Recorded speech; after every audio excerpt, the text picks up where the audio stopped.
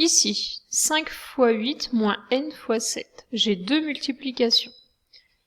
Les deux multiplications se situent devant un chiffre. Alors, 5 fois 8, ça je vais pouvoir calculer et ne pas simplifier, mais calculer. Donc 5 fois 8, ça fait 40. N fois 7, je vais pouvoir intervertir les deux facteurs pour avoir 7 fois n, et après je vais pouvoir simplifier. Donc 40 moins 7 fois n, et donc ça me donne 40 moins 7n. Ensuite, 3 fois b fois 4. Alors ici, j'ai un produit de 3 facteurs. Donc je peux intervertir et changer l'ordre de mes facteurs. 3 fois b fois 4, je peux l'écrire comme 3 fois 4 fois b. Et après, je regarde. Entre 3 et 4, là, je ne peux pas simplifier, mais je peux calculer. 3 fois 4, ça fait 12.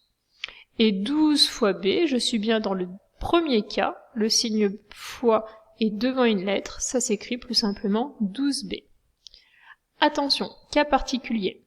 A fois A, ça donne A au carré. Et B fois B fois B, ça donne B au cube. À toi de jouer maintenant. Mets la vidéo sur pause et essaye de simplifier les expressions suivantes.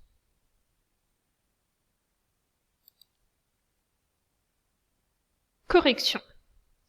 15 fois J, je suis le symbole fois et devant une lettre J, donc je peux écrire plus simplement, ça fait 15J. K fois 6, le symbole fois est devant un chiffre, donc là il faut intervertir les deux facteurs pour pouvoir simplifier. 6 fois K, ce qui me donne 6K. F fois T, je suis devant une lettre, donc je peux simplifier, FT. 2 fois 7, je suis devant un chiffre, donc là il faut calculer. 9 fois I moins 7, ça me donne, donc je suis devant une parenthèse, 9 facteurs de I moins 7. 2 fois 15 moins 3 fois D. Donc 2 fois 15, je vais pouvoir calculer.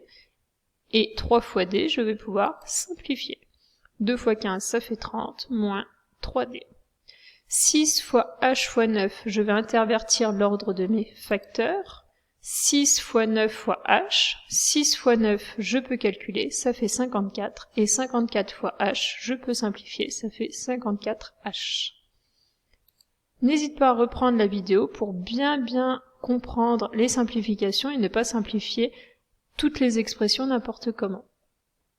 Merci d'avoir visionné cette vidéo.